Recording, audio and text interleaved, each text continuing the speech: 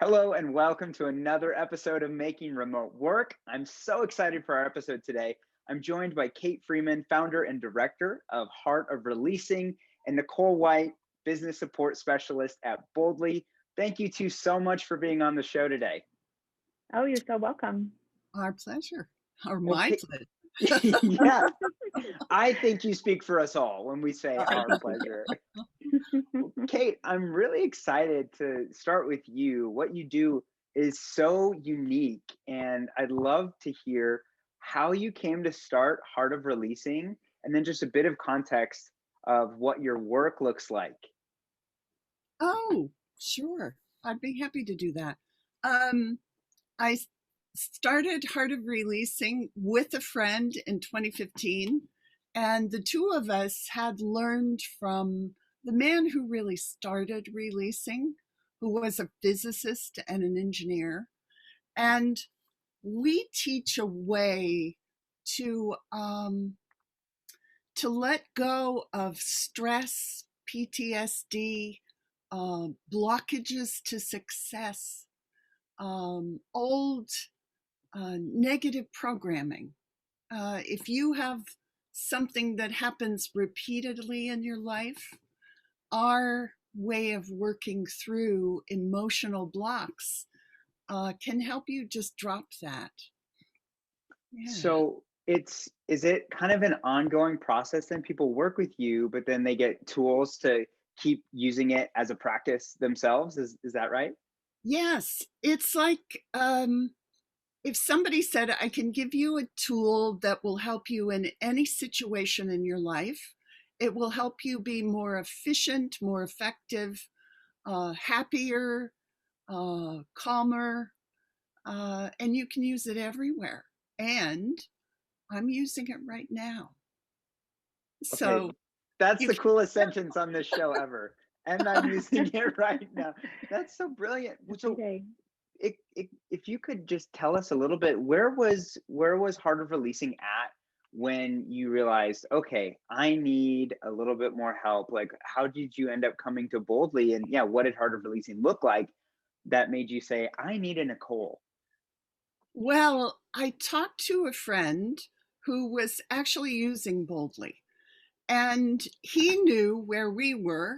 And I was looking for someone who could do more of the things that I needed to offload, that I needed help with. And I had a really wonderful bookkeeper before, and I loved her, but there were so many things she just didn't do. And so when I spoke to my friend, he said, Oh, you need to talk to Boldly. He really loves his assistant, and she does a lot for him. And I just didn't even think that we could find somebody that could do everything that Nicole does.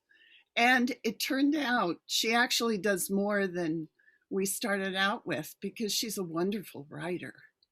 Oh, And so she's doing many things that I was doing, and it was just too much.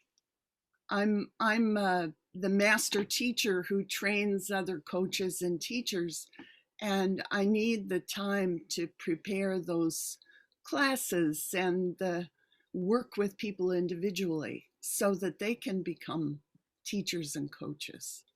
And Nicole has just been, when you say she's a whatever you call her, I call her my right hand woman because she's just amazing.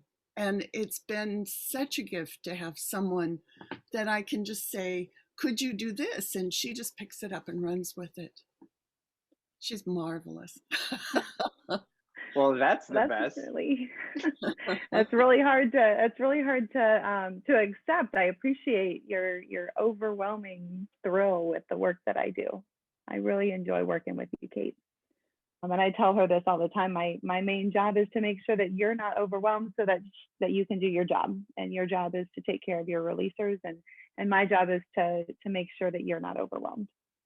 Well, and that's been the gift of it all because before I have other help that do certain things, but I was looking for somebody who would be a self-starter and really just pick things up. And Nicole's just done an amazing job with that and has helped kind of manage the other people who are working with us, whether they're volunteers or assistant help.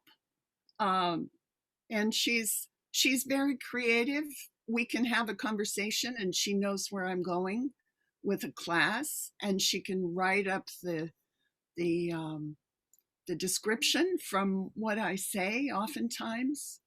And that's a real gift because before I was doing all the writing, and whether it be advertising or descriptions or whatever. And it's been so wonderful to have some of that off my plate. Nicole, I'd love to hear from your perspective what Kate does is super intriguing, very interesting. I imagine different than what some other clients you've worked with in the past do. I just Yeah. imagine maybe a little bit more peaceful even. But what is from the beginning? What was maybe a challenge that you were able to step in and kind of help with too? Because it sounds like you've really freed Kate up a ton to expand and ask, okay, how can we help more people, and you came with some surprising skill sets that really enabled that. But what was the biggest challenge for you in like, okay, how do I help the most? Where do I help the most? Yeah, that's a great question. So when I first met with Kate, she specifically said she needed somebody to organize herself. And being a type A, being that type A personality that I am, I rose to that challenge. I love being able to come in and help clients kind of get a handle on, as silly as it sounds, the Google Drive and the Box Drive and Dropbox and emails and all of that stuff. That thrills me to be able to put that together because I'm such a nerd when it comes to that. So the challenge was really, coming in and not knowing what systems she had or if she had anything at all, and being able to bring her to a place where when she logs into her email, we're not at inbox 0 quite yet. We're working towards it, but it went from 5,000 unread emails to 50. I think we're doing really well. So it's those type of things. And then we just recently introduced Asana to the team.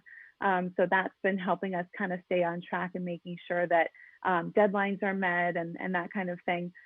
We also set up a process to be able to start the promotions for her courses, making sure that all of the things that she was doing leading up to it have a timeline, which wasn't something that she necessarily had in place. She had been doing it just offhand.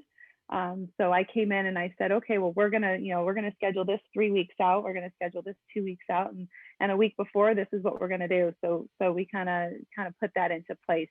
But making sure that she was organized was probably the biggest challenge. And now that we're organized and we're moving forward, we're able to accomplish a lot more. She's got big goals this year. We're all trying to get better at remote, especially after last year. And so I'd love, what's your best advice for working, Kate, as a leader with a remote team? What's your best advice? Really be open and honest and keep the communication open, really. Communication is huge. I have found that in the time that I've worked with Boldly, when I meet with clients on a weekly basis, at least a weekly basis, the relationship tends to progress a lot better. Things are not swept under the rug, or feelings are not hurt, or things are not unsaid. We're meeting on a regular basis, and having that communication on a regular basis is imperative to working virtually, since you're not able to check in all the time. And then we have each other's phone numbers too. So she'll text me if she has something, and in the meantime. So communication 100%. Kate, Nicole, thanks so much for helping us all make remote work a little bit better today. You're welcome. Thank you, Jordan.